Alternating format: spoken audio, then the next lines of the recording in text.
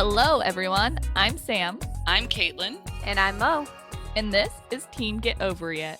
We're an all-female team participating in the greatest motoring adventure on the planet, the Mongol Rally. We'll be driving 10,000 miles across mountains, deserts, and unknown terrain. And along the way, we hope to spread our feminist and environmental ideals. Join us here as we share our stories, thoughts, and interviews as we get ready for the Mongol Rally 2021. Don't you mean 2022? Shit!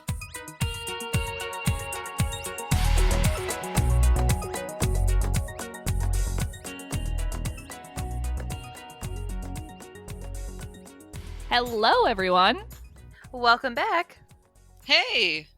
We are super stoked, as always, for our episode today because it is going to be a true, I was going to say zinger, but I think that's a negative thing, isn't it?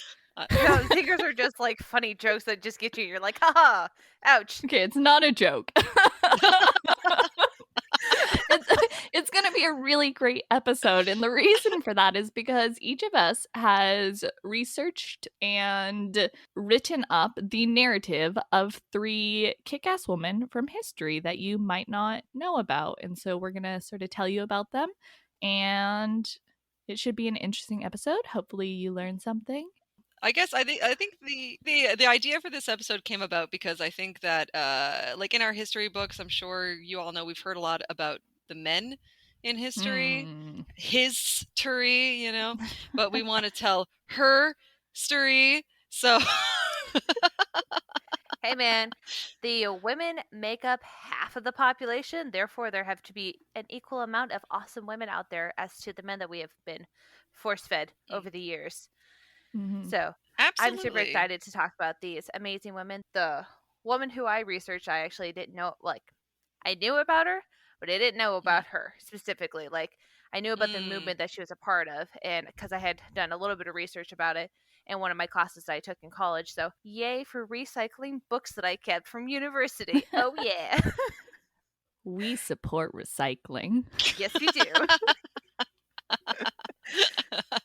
That's very true. Okay, so without further ado, we're going to introduce our first story. I'm going to go first. So my story, she is a Canadian person, and it's kind of interesting because a lot of people don't think that Canada has this kind of history or these kinds of problems, but we do. We just kind of keep it buried, but I think it's really important to talk about it and kind of put it in perspective. So the person I'm going to talk about is Viola Desmond. So kind of like what Mo was saying, like I had heard about her before because in 2018, when I was not living in Canada at the time, I was living in Korea, but she was put on our $10 bill. And I was kind of wondering about her, and I was like, well, you know, why is she such an important person and what did she do? So I wanted to talk about her and on this episode, and then also do some research for myself. So I'll begin. Viola Desmond was born July 6, 1914 in Halifax, Canada. She was one of 11 children born to her parents, James and Gwendolyn Davis. Mr. and Mrs. Davis were accepted and well respected in their community, even though Mr. Davis was a black man and Mrs. Davis was a white woman. I can see where this is going. Yeah, it's interesting. Interracial marriages being uncommon at the time, so it was kind of like a really special thing, I guess, or anyway. So inspired by her parents, Desmond was determined to become an independent businesswoman. She eventually enrolled at the Field Beauty School in Montreal and beauty schools in Atlantic City, New Jersey, and New York. She needed to travel outside of her hometown to learn because at the time schools in Halifax did not accept black students. Oh, wow. When was this?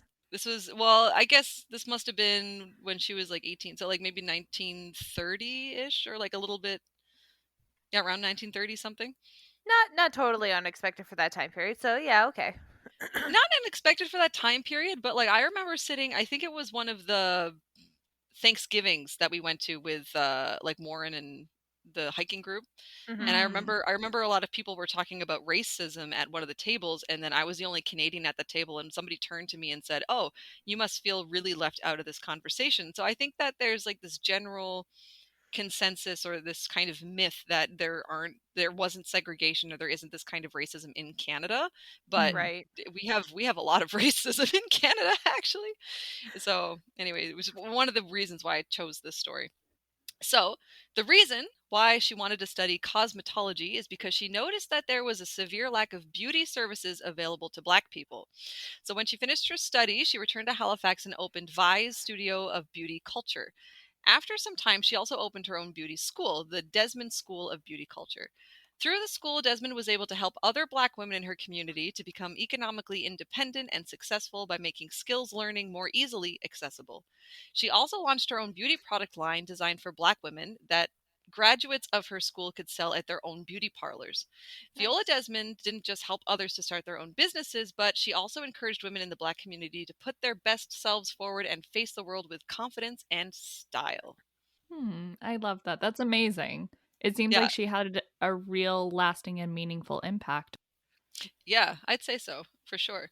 So, though many believe Canada to be the land free of racist thoughts and policies of its southern neighbor, that is and was simply not the case. Perhaps racism wasn't as overt in Canada as it was in the US, but Black Canadians were still not awarded the same rights, freedoms, or status as white Canadians. For example, Black Canadians were not permitted to join the regular corps in the Army during World War I. They had to join a special division that dealt exclusively with construction and maintenance. This marginally improved during World War II, but Black Canadians still faced discrimination in the Army by being denied certain roles and promotions, as they were at the mercy of white and often racist commanding officers. And I mean, and that's just like just to put it into perspective a little bit. There's also a lot of, especially against like Indigenous people, like Mm-hmm. Mm. if we talk about like the 60s scoop, for example, where a lot of like white doctors like in white hospitals were literally like scooping up babies as they were being born, of indigenous parents, and kind of like taking the baby away. And like for some women, like they would wake up, or like maybe they passed out or something, or the doctors would say like, oh, your baby, we're going to take it to another room quickly. And they'll ask for their baby later, be like, where's my baby? And they're like, oh, it died. But it actually didn't die, that they were just putting the babies in like orphanages or like adopting them out into white families to kind of like get rid of indigenous culture. It's terrible. So that was, anyway, that was like one thing that happened. We also had residential schools, and like a lot of like, institutionalized racism, discrimination that endure until this day. A lot of people don't know about that, but it's very Mm. shocking. It's amazing how much Canada kind of parallels and or like has similar issues Yeah. that the US has that Mm. nobody recognizes Yeah. and or talks about. Yeah, a lot of stuff that happened, like a lot of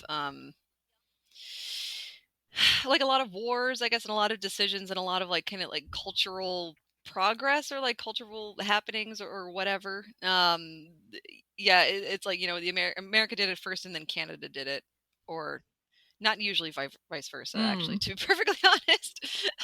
But I think like Canada is like, not No, usually, yeah, not Canada is usually, very but much influenced by America, for sure. It happens a lot. Yeah, for sure. Ok- Okay, so mhm. continuing. So on November 8th, 1946. So here we're 1946. Desmond was on her way to Sydney, Nova Scotia. So Sydney, Nova Scotia is like in the northern part, like the northeastern part of Nova Scotia, for a business meeting when her car broke down. She was in the town of New Glasgow and took her car to a mechanic to have it fixed. It was going to take a few hours for the repairs, so Desmond decided to watch a movie while waiting. She made her way over to the Roseland Theater and asked for a seat in the main seating area. Obviously, like kind of like front and center, so you can actually see what's going on the screen.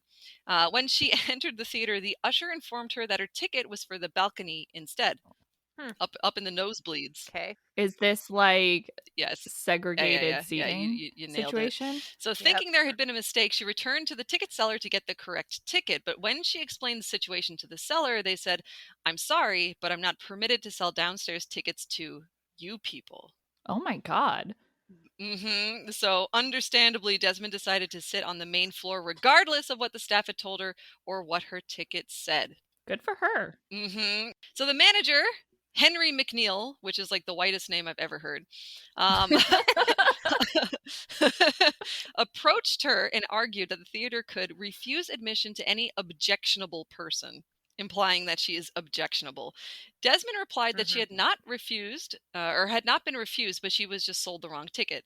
So she offered to pay the difference in price, but she refused to move from her seat in the main floor of the theater.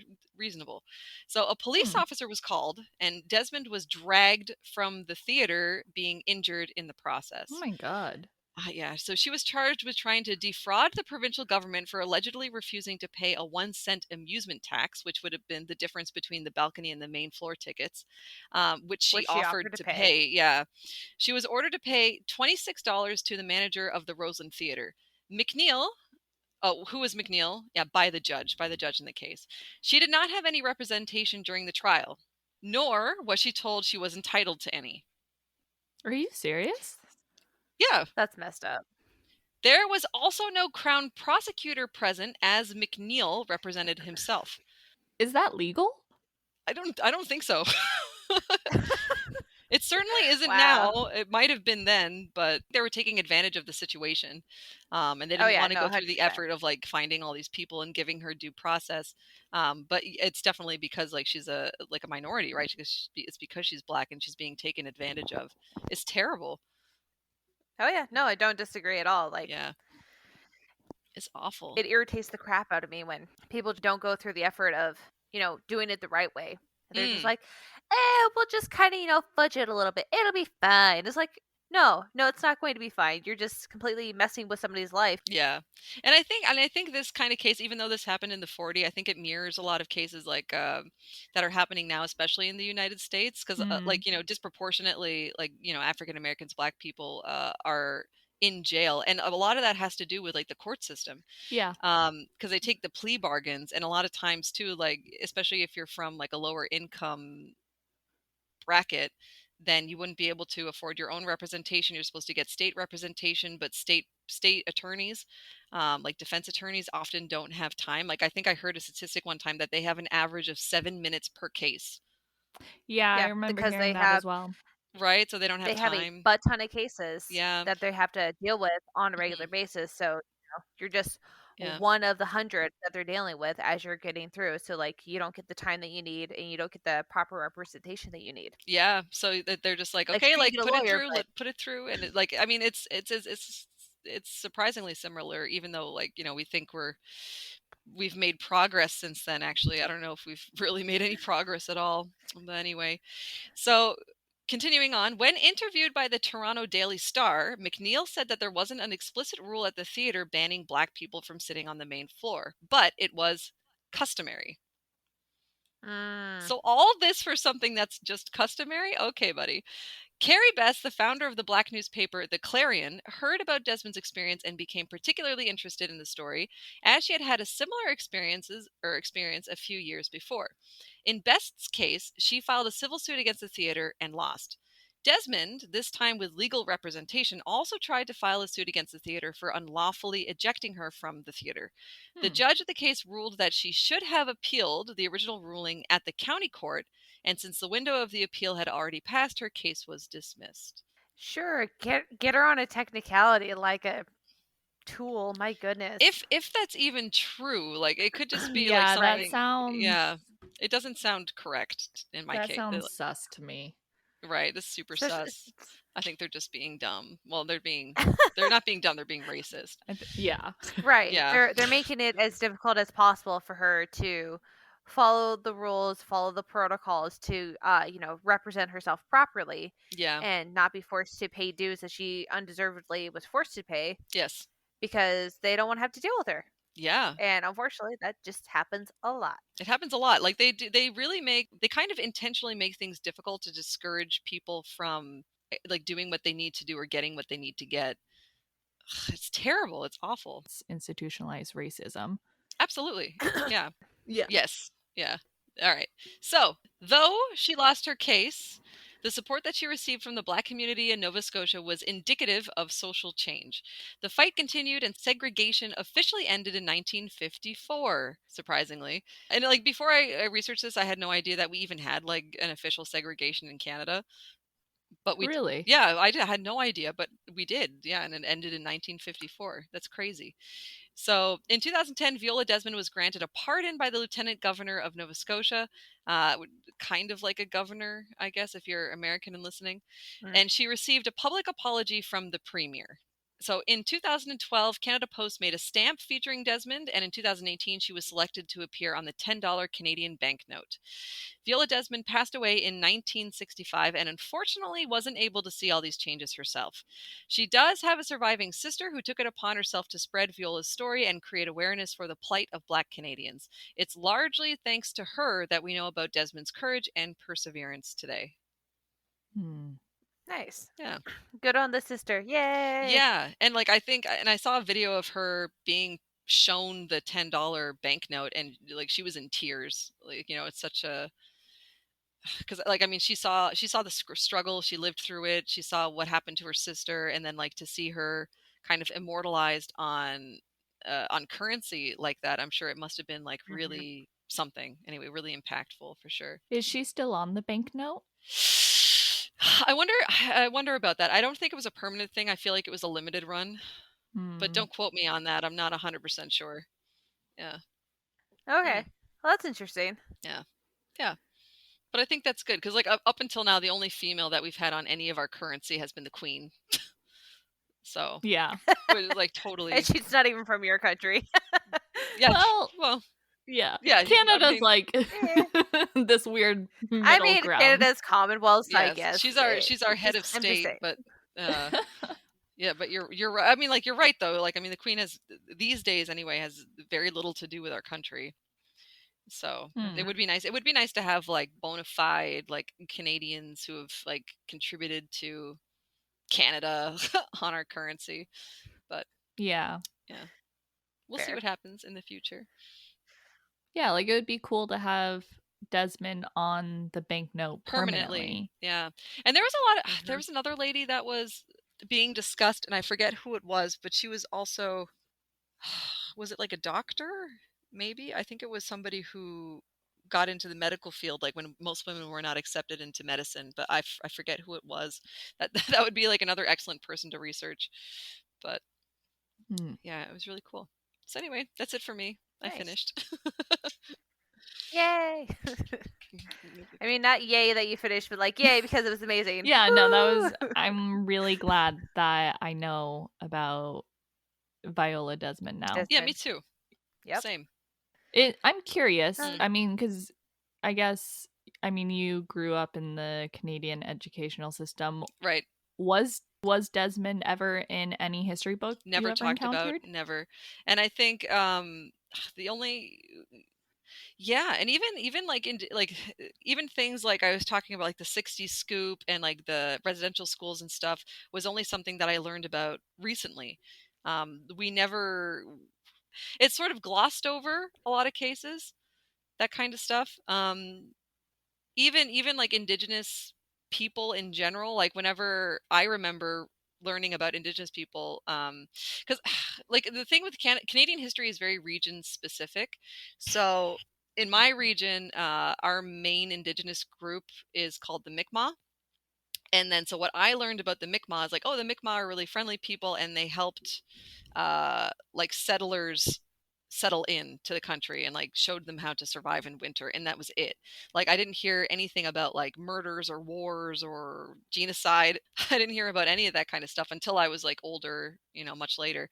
But a person that I know that I worked with, so she's from Manitoba, and Manitoba's history is a little bit different. And so they like in Manitoba, I think Indigenous populations like Métis make up a pretty large percentage of the total population. So their history books are a little bit different, and they kind of focused on more of the conflicts between like Indigenous populations and white settlers, and they kind of like painted it in a more like what happened to the Indigenous people was not fair. So it's interesting. So it kind of depends which region that you're from. But like again, and I think I learned about that a little bit. I remember, but it was like a chapter. Like it wasn't really in depth, Right. Yeah. And like Viola Desmond's from Nova Scotia. I'm from Prince Edward Island. That's right next door. And I'd never heard of her before until a couple of years ago. Wow. Yeah. Yeah. All right. Who's up next? Who wants to share? Well, if we're going in alphabetical order, M comes next. All right, Mo, you're up. All right, so I decided to do my research on a Japanese woman who was very influential in the birth control and women's rights in Japan. Ooh. And Oh, cool. her name is Shizuka Kato, but she originally started off as Shizuka Ishimoto because she remarried about midway through her life. Okay. Mhm. And she was actually referred to as Baroness Shizuka Ishimoto. And Okay.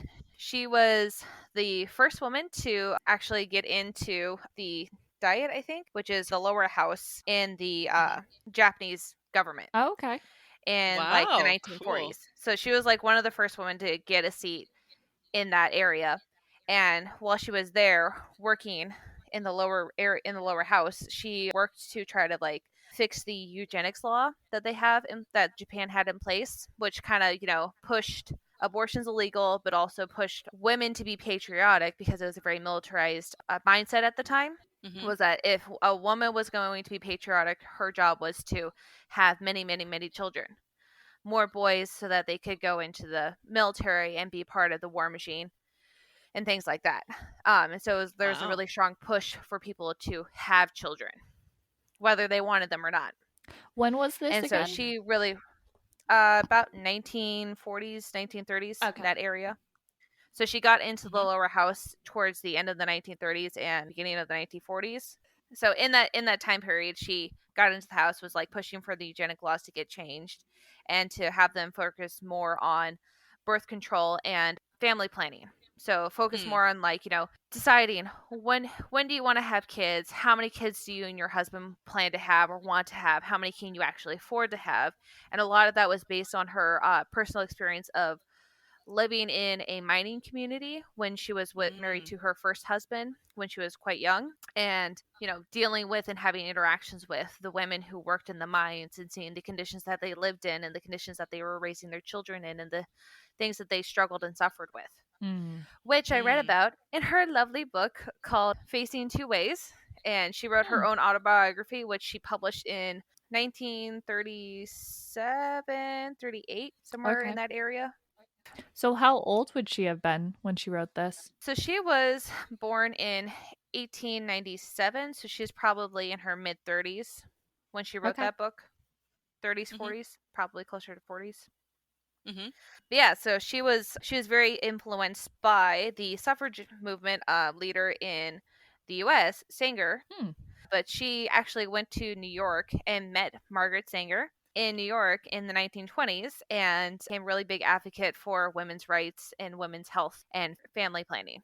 And she took all of that and everything that she learned from Sanger back to Japan and really pushed for clinics to be open, for, informational pop-up shops to happen in Japan. And she actually opened her first birth control clinic in Tokyo in 1933. Wow. Mm. So Nice. she opened her own clinic and she was really working hard to try and promote birth control and preventative care and just general like overall well-being for women's health in Japan at the time. Mm. And unfortunately, in the late 1930s, 1940s, it really kind of got shut down due to the war effort and all of that, and Mm. patriotism. It was seen as her push for those things for family planning was seen as very unpatriotic. And so a lot of Mm. people were very against it and they shut it down. And for a while, there was a lot of stigmatism against birth control. They saw it as being like something that only prostitutes would take to prevent getting pregnant while they're doing their work and things like that. And so a lot of people were just misinformed about the product, what it's used for, and like how it could help them. Yeah, it sounds like Essentially. there was a Mm. like negative stigma surrounding birth control. Yes, there was very much so. And a lot of that was due to the propaganda of the Japanese patriotism at the time and the patriarchy and all of that fun stuff. And Mm. but yeah, so when she wrote her book, she wasn't quite yet in the diet. This is after she had opened her first clinic. And Mhm. it kind of goes over she does spend like 2 chapters very briefly at the end talking about feminism in Japan, like the history of feminism and her views and relationship with it. Mm. Mhm. And she kind of goes over how she's struggled with trying to, dealing with those issues. And in 1948, abortion was they changed the eugenics protection law in 1948 and made it so that abortion was legalized, but for very specific reasons. But before that, abortion was just like completely illegal. So there were plenty of women who were suffering and or potentially passing away from uh, miss from botched abortions and things like that, and just trying to take care of it themselves because they couldn't handle the burden or whatever the reason may be. So in 1949, she loses her seat in the lower house due to some of the political ramifications of her standpoint of abortions and women's health and everything like that. But she still continued to run her clinics. She handed out pamphlets and ran informational centers, and just to kind of help get the word out to the public and help people really spread awareness, break that stigmatism and spread awareness. Yes, essentially, yeah. And in the following year, 1950, she actually gained a seat in the upper house. So basically, she went from the House of Representatives to the Senate, essentially, if you were comparing it to the U.S. kind of. So she went from the lower house to the upper house. Is it comparable? Is kind of okay, vaguely comparable. Okay, we don't have to get into a governmental lesson right now. And even my Japanese government is just kind of a little shaky as well. But that's just kind of how I easily compare it, just so that I can keep track of the importance of it. Yeah, so basically, when she gains her seat in the upper house, she continues to push her programming of, parent planning or family planning and birth control. And she actually ends up opening up the first Japanese Family Federation, which is a clinic that pushes all that information in 1954. And then in 1955, they have the 5th International Family Planning Conference in Tokyo, and she participated in that as well. Cool. And yeah, so she did a lot of really amazing things, and even up until her death in 2001, she was continued to be viewed in Japan as a very highly regarded individual, and played a key role in the change of mindset of people in Japan from, the proper family size being four or more children to 1.5, one child or less, or around 1 to 2 kids, which has kind of Japan has swung very, very far from the giant population growth to a minimal population growth, and that unfortunately has caused a lot of problems, or is beginning to cause a lot of problems now, as the larger population body is aging out of a lot of jobs in a lot of areas, and has nobody to support them because they don't have 12 grandchildren to help look after them, or provide them with financial assistance if they need it or anything like that. But it sounds like she really helped bring a lot of women autonomy over their bodies and their reproductive decisions, and and having the ability to make the choice, how many kids do I want? Yeah, no, and that also had a cascading effect to the workforce. So women didn't feel like they had to get married immediately and be the housewife who raised the kids, took care of the kids, took care of the family. Women, because they had more autonomy over their bodies, also had the ability to, go out and get that education, go out and pursue a career in whatever field they chose, and have more flexibility with where they fell in the social hierarchy of the country. And they weren't just limited to, well, your husband does this job, and so you're viewed a certain way. Yeah. Right. Like it was previously. And I feel too that because recently, was it last year? I think so. Last summer, it was somebody, I think, on the Olympic committee. This older man was, or somebody had suggested that they should get more women on the committee. And then he made a comment about, if there's more women on the committee, we're never going to get any work done because all they will do is talk. Ha!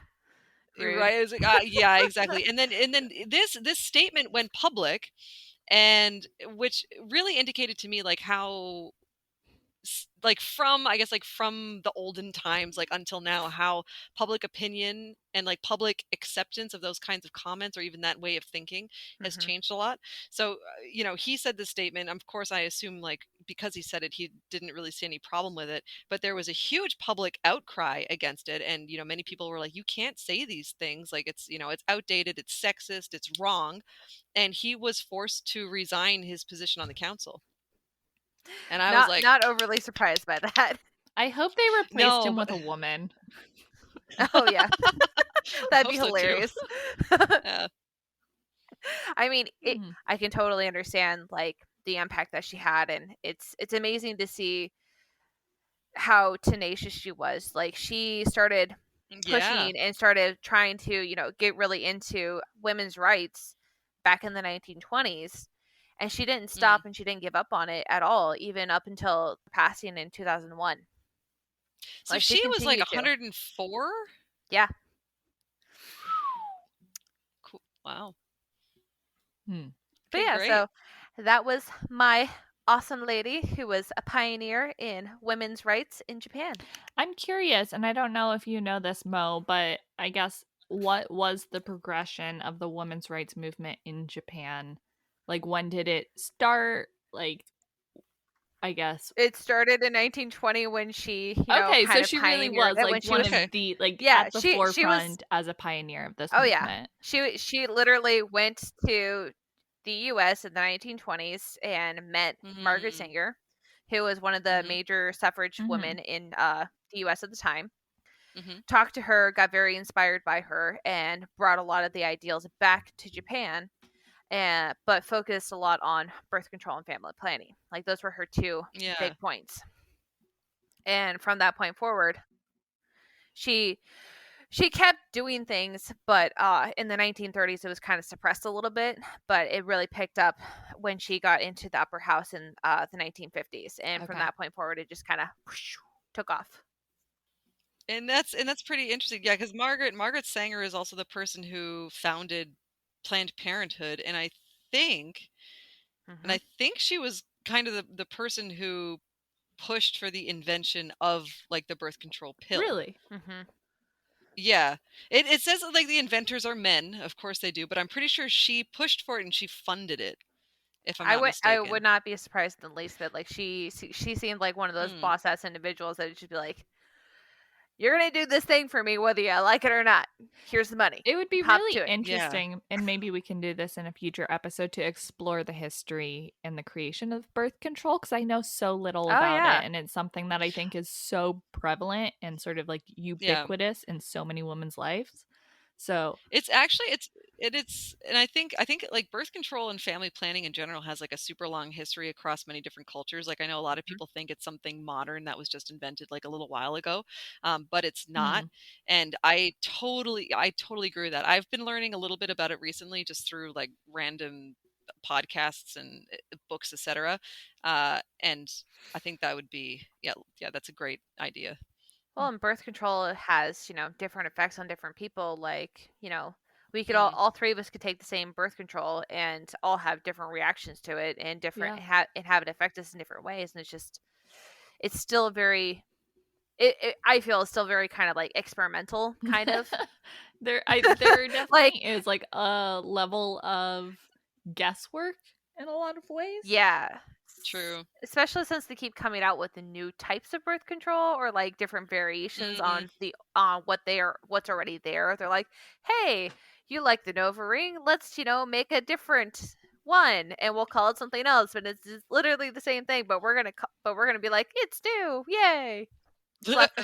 Slap some shiny packaging on it, be like, "It's new and shiny. You want this thing, right?" So, Yeah. anyways, All right. that's Anyways, my spiel. Okay, well, that was a good spiel. last up. Yeah, last up. Okay. So, I guess to wrap up this episode, I'm actually really excited to share about the woman I chose, because I think she is sort of the embodiment of our team's ethos in terms of just being like a Oh. badass, adventuring feminist. And Cool. so the Neat. woman I chose to do my research on is actually the first woman to ever successfully summit Mount Everest. Oh, Oh, hell yeah. cool. Nice. Nice. And Mo, she actually came from Japan as well. So we have 2 Japan feminists in the podcast. Woohoo! Go Japan. Yeah, and it's interesting. Killing it. She was around during the same time period. So as you were talking, I was like, oh, this is really like I was sort of thinking about like the potential overlaps. Yeah, yeah. Yeah. So the person I researched is Junko Tabei, who was, as I said, the first woman to successfully summit Mount Everest. And she is basically, I think, one of the most famous female mountaineers in history, and arguably maybe one of the most successful. But she's also very important in the environmental activism around climbers in the climbing community. Yeah. Oh. So Junko Tabei was born in 1939 in Miharu, Fukushima in Japan. She was one of 7 children, and growing up, she was often described as frail and sickly. And so when she actually initially took to climbing, a lot of her neighbors and friends described that they were surprised because they didn't think she had the stamina for it. But she took to it like what's the expression? Like a fish takes to water. Yes, right. And it really became sort of the thing in her life that would light her up and give her drive and passion throughout the rest of her life. Cool. So where she lived in Japan, and actually, Mo, you might be able to speak on this because have you been, I mean, I know you've been to Japan, but have you been to Fukushima? I want to say yes. Oh, yeah. No, me and Jess went to Fukushima, I think, for summer vacation No, one you year. went to Fukuoka. Oh, you get to Fukuoka. Ah, dang it. Okay. You're right. Sorry. Never mind. I'm terrible. I can't remember where all the provinces are. You'll have to forgive me. Okay, well, anyways, so in Fukushima, Sorry. where she lived, it was it was more rural, and they weren't located close to any major cities, and so as a result, she actually spent her childhood in a very sort of like nature centered setting. She was surrounded by nature at all times. And so when she was 10, her school teacher took the students on a climbing trip to a nearby mountain in northern Japan called Nasudake. And this is where she first fell in love with climbing. They carried everything with them, camped out overnight, and climbed to the top. And there's this quote in her memoir where she describes sort of the initial experience of reaching her first summit. And she says, "There, I was treated to a view from the top that was unlike anything I had ever seen. I was much higher up than the mountains that surrounded my home. It triggered an awareness that there were many things in the world for me to discover." And this was really a pivotal moment for Junko. It was when sort of like that fire was lit in her and her love of climbing and hiking began. So throughout her childhood, she only went on a few more hiking trips because it was sort of a costly activity and her family didn't have the money Especially for if they're it. heading that far north. Yeah. Yeah. But nature remained this really important place of respite for her and where she would go to recharge. So Junko was actually lucky growing up because her father put a huge emphasis on education for his children, even for his daughters, which wasn't the norm at the time. And so where she lived in Miharu in the 1930s, it was common for kids to really only go to school through middle school. But Junko actually went all the way to university and actually attended Showa Women's University in Tokyo, where she studied English and American literature. Nice. That's actually a really great university in Japan. Like a lot of people try to get into Japan, get into Showa even today, and it's very competitive. Yeah. Wow. So I mean, obviously to go to Showa, she had to move to Tokyo, but she had a hard time adjusting to the big city after living mostly surrounded by nature for the majority of her life. And so while in university, she actually suffered from depression. And at one point, her father actually encouraged her to take a break from school, and he told her to go spend some time in nature. And so that's what she did. Wow. That's also pretty forward thinking. Yeah. Her father was awesome. Yeah. So very supportive guy. Yeah, he really was. So she spent time hiking, regained some of her strength, and found that it provided her with some much needed relief. And so when Junko returned to university eventually, she continued to spend time outdoors, and she bought a book about the mountains all around Tokyo and would spend most of her weekends climbing, which I thought we would all appreciate because that's basically what we did. Us. And We did. Literally every Yeah, weekend. I went Here's the hiking. Yeah, mountain. I went hiking on Sunday and Saturday. I went hiking twice this weekend, actually. Well, there's a quote that you would love. I'm not going to get it exactly, but in her memoir, she says something about like, I loathe the idea of spending a Sunday idly at home rather than being on a mountain. And I think you would appreciate that, Kaitlyn. Oh, yeah, Yes. that's perfect. Yeah, God, yes. that's so true. I agree with that so much. Yeah. And so, yeah, so she spent most of her weekends climbing, and she actually joined a student hiking group, which I also thought we would appreciate because we met in a hiking group. Hey. And she basically, climbing sort of became her life. She says in her memoir that she became excited, happy with planning her next climb, and that was sort of like what gave her purpose throughout the week, was sort of like going like what's going to be the next climb to plan and living for those climbs. So after graduating from college, she initially intended to become a teacher. I can't remember the reason why she changed her mind, but she decided not to do that. She ended up later going into editing for a physical education journal, I want to say.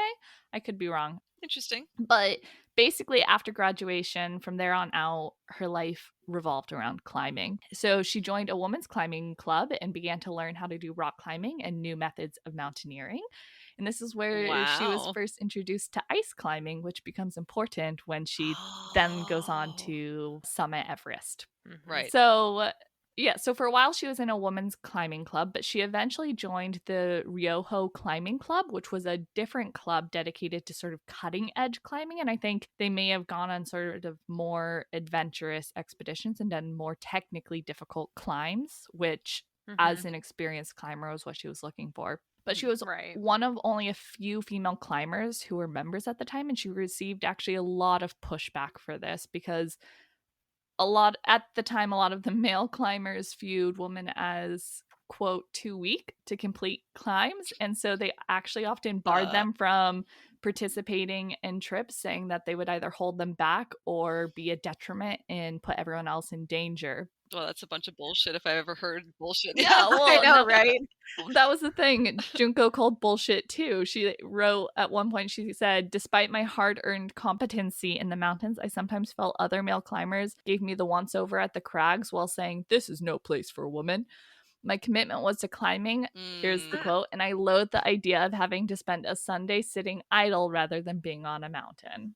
Atta girl. Get it. So she continued to climb despite the resistance. And in 1964, she actually met her husband while climbing. Aww. I know. I love this story. So she met her husband, Masanobu Tabe, while on a hike. And the way she tells it, she climbed to the top of the mountain with a friend of hers, and he was at the top already, and he had made all these little desserts for the group and for everyone to enjoy at the end. And she said their first date was on the mountain. Oh my god, that's so romantic. Isn't So it? I cute. love Oh my it. god. And he's awesome too. Just like her father, he really is like a stand-up figure in her life. They ended up marrying 2 years later, and they had 2 children together, a son and a daughter. But he really took on the majority of the housework and the domestic load. So he put sort of, I guess he didn't let the gender stereotypes, because what is this? This is the 1960s in Japan. And so there was this huge push for sort of her to be the homemaker of the family, but he actually did a lot of that for her. And so he took care of the kids, he cooked the meals, and he really let her go out and do all of her climbing and adventuring and be sort of the quote unquote climber in their relationship. Wow. That's fabulous. Yeah, and he continued to support her throughout the rest of her career. Cool.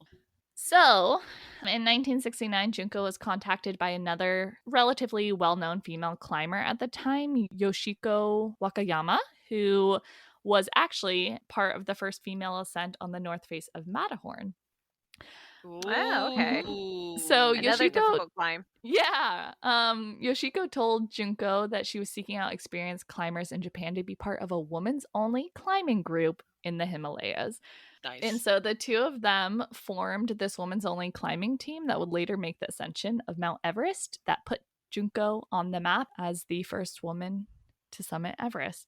That's Nice. fabulous. Mhm. That's really awesome. So the two of them formed this team of all badass female climbers in Japan, and their first climb was Annapurna 3, which is part of the Annapurna mountain range in Nepal and sits at around like a little under 25,000 feet. And they use this expedition sort of as like a way to answer for themselves and for everyone else, like, can we do this? Can we successfully pull together a team of all women and climb in the Himalayas? And the answer was a resounding yes. They were more than successful, and they basically came off the mountain, and the first thing they did was say, we want to climb Everest now. They like turned their sights to Everest, and they were like, that's where we're going. So a year They're later like, in training episode done. yeah, they're Sorry. like, Yeah. they're like, that's our warm up. We're just gonna casually Right, go right. and second hike out the biggest peak.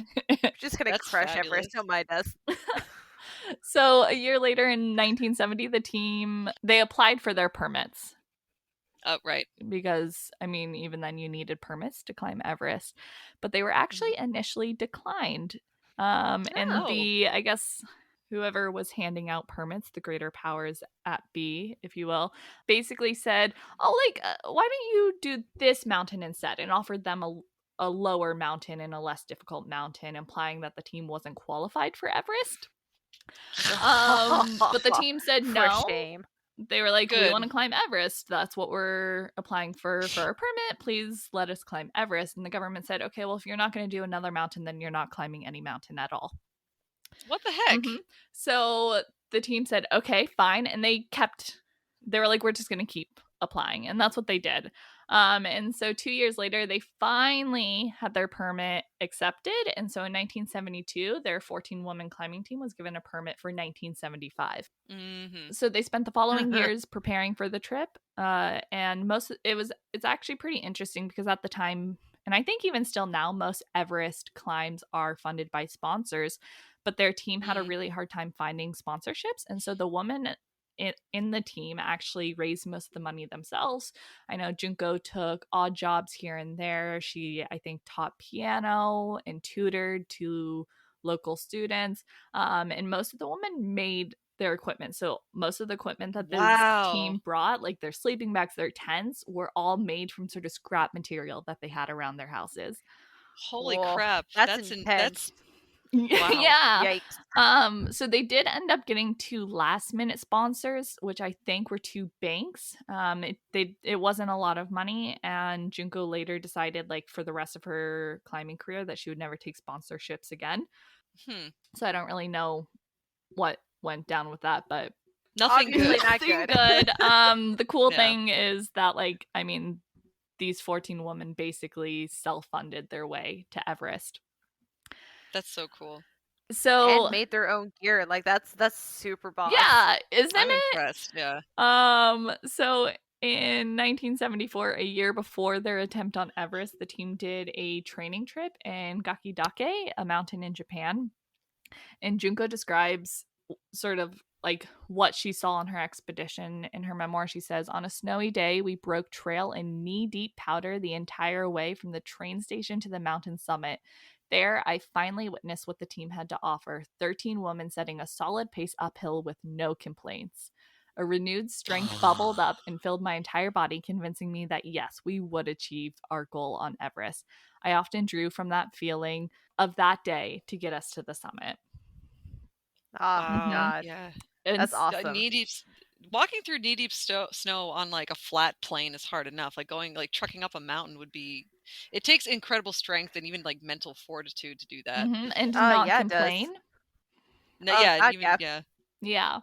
So after years of discrimination because of their gender, the team was finally going to get to prove that they were capable of this climb. And in April of 1975, they began their ascent of Everest.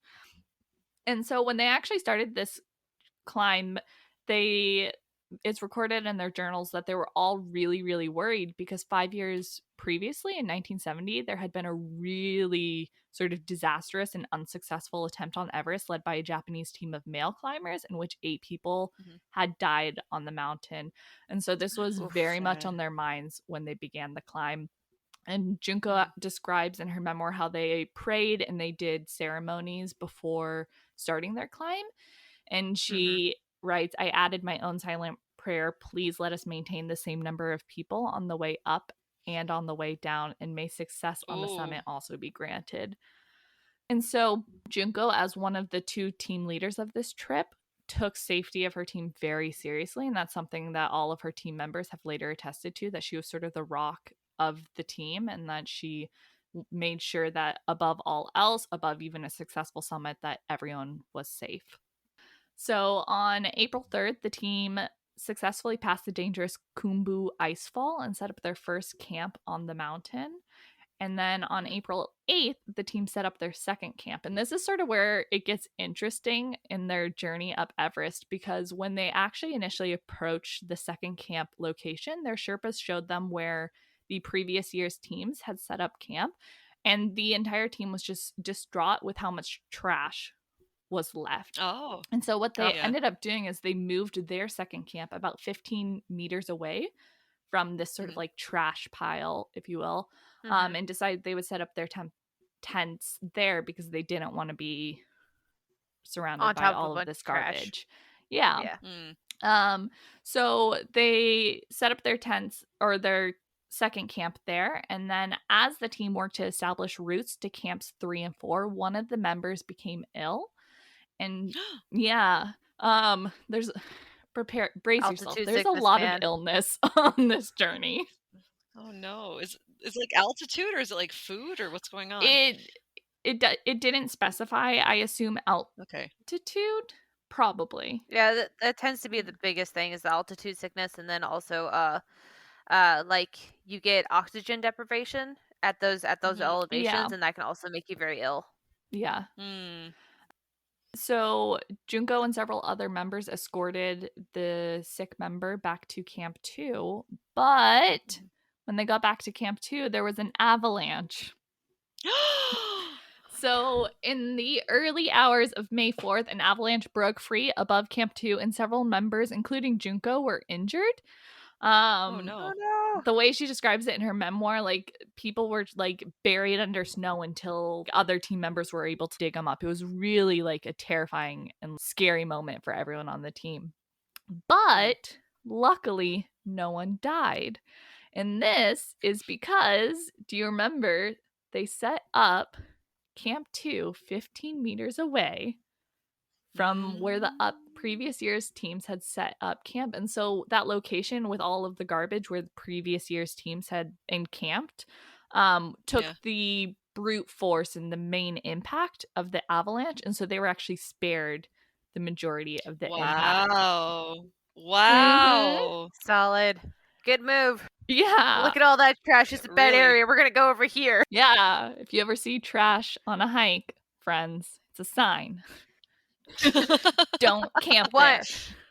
Keep it in mind. Don't camp there. 2, also probably should pick up some of the trash. Take it with you. Just saying. I mean, yes. On Everest, unfortunately, it's like not possible. Well, we'll get to that actually. First, let's do her ascent. So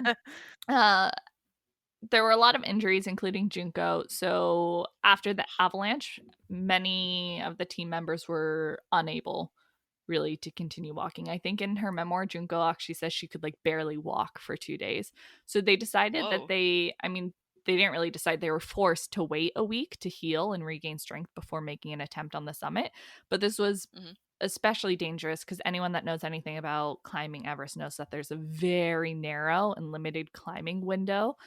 And so on May 10th, the team announced that because of this limited climbing window and the injuries and illnesses just like running through the team, they would be selecting finalists from the team to make a go for the summit. So of the 14 team members, 3 would be selected to make an attempt on the summit, and Junko was one of them. I'm sure she's like, I'm going. I don't care who else you pick. I'm going. Well, actually, Junko was kind of the opposite. She was very humble and modest with her climbing. And at one point she said, like, no, like, it shouldn't be me that's chosen. I'm not the best climber and you should be sending other people. And it was basically at the insistence of every other team member that was like, no, Junko, like, you should go. That's awesome. Wow. But on May 12th, this team suffered another setback. No. Because of illness among the team's Sherpas, a decision was made that only one climber would be attempting the summit. Oh my God. And so I assume you can all guess it was Junko. And this is actually when Yeah. she said like no, and she nominated a different Mm. climber. But everyone believed that she was the best climber in the group and the best choice because she had really been the rock and like the support of everyone and taking care of everyone. And so they thought she had the best chance of making it successfully to the peak of Everest. Mm. So on May 16th, Junko woke up at dawn to cover the final distance of the summit. And at 12:30 p.m. that day, Junko and her Sherpa Aang Sering reached the summit of Everest in 6.5 hours. That's Wow. impressive. Yeah. That's fast. She was the Whoa. 38th person to summit Everest and the first woman to ever do so. Wow. She completed Did her climb it. 22 years after Sir Edmund Hillary made the first ascent of Everest. Wow. Nice. So Jeez. post Everest, Junko continued to be a climbing sensation. She basically came home and was just like greeted by like people being like Junko.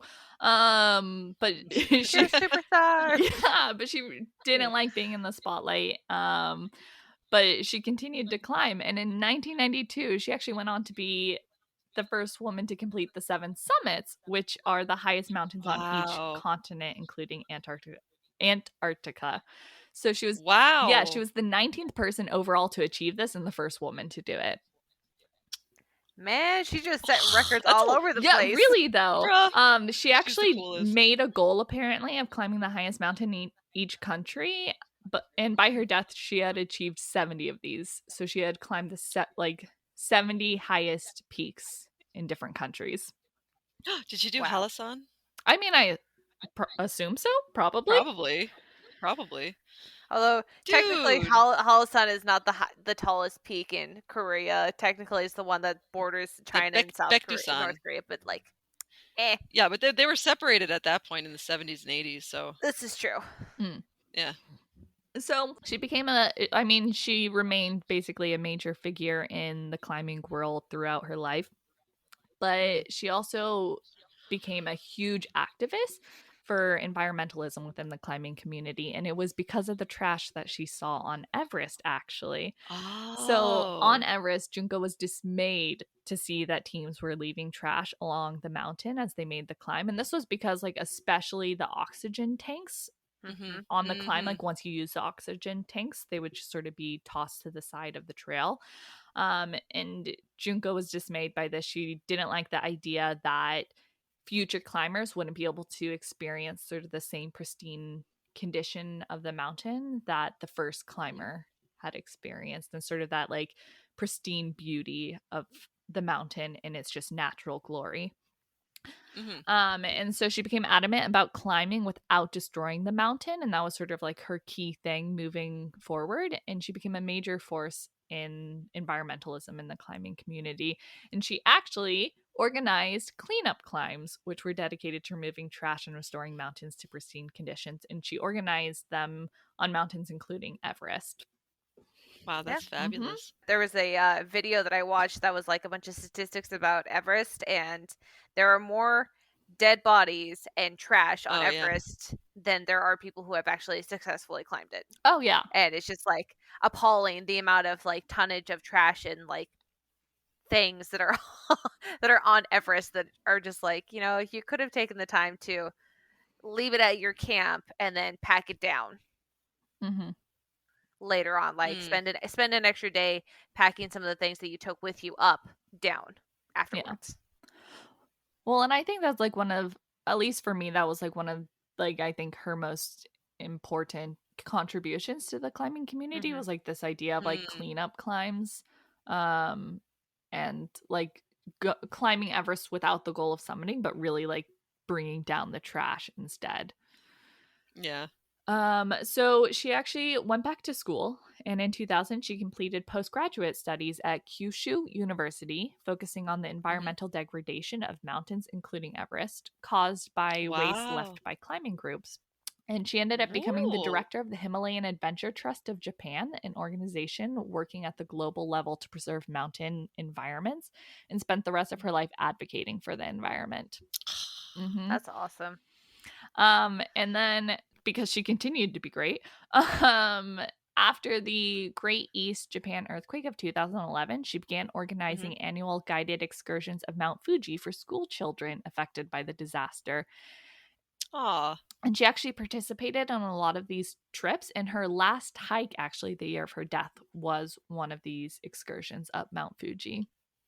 Jeez, up that's awesome. until the end, she was still hiking. Yeah, she Wow. was, I want to say, so she passed away in 2016, but she was diagnosed with stomach cancer in 2012, and she continued climbing and hiking all the way up until Wow. her last year. So yeah, Junko believed in the power of the environment to heal and was a major proponent of creating opportunities for children all over to experience the magic of hiking. She passed away in 2016 from stomach cancer, but like I just said, she continued to hike up until her death, and her final hike was one of the Fuji excursions that she organized. By the time of her death, she had written 7 books and was a force within the climbing and environmental communities. Oh, that's awesome. And Definitely the only thing I regret about being in Japan is not hiking Fujisan. Oh, gotta go. And sort of, I guess, like, just to like cap it off, to like, I mean, I really show like her impact. In 2019, there was an asteroid named after her. It is asteroid 6877 Tabe. It was named after her, and they also named a mountain range on Pluto after her. That's really cool. Yeah, because I guess, don't quote me on this, because I might get it wrong, but the mountain ranges in Pluto are named after, I want to say it's people that have made a significant contribution to, it's either like adventuring or environmental activism, one of the two. But yeah, there's a mountain range named Tabe Montes, I think. I tried looking up the pronunciation of the second word, but I couldn't find it. It's all good. So yeah, that's Junko Tabe. That's so amazing. And like, it really hit me when you were talking about or describing what she described as her first summit, because like I think like every climber kind of has that. Like, you know, I remember when I first started hiking and that first ascent, and it's just so difficult because you don't have the lung capacity yet and you don't have the fitness level yet, and you're just kind of like huffing and puffing up the mountain, and in your mind you're just like, this is the worst thing in the planet, why am I doing this? But then you reach the top and you kind of look around, and it's like that feeling, honestly, like, is indescribable. Yeah. I think she did a pretty good job, but it's just kind of like, whoa. Yeah.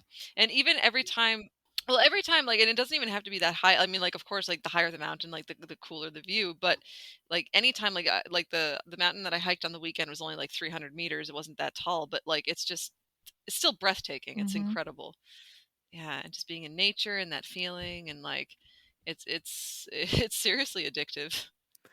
Yep. I was gonna say mountains always take my breath away because I suck at going up the mountain.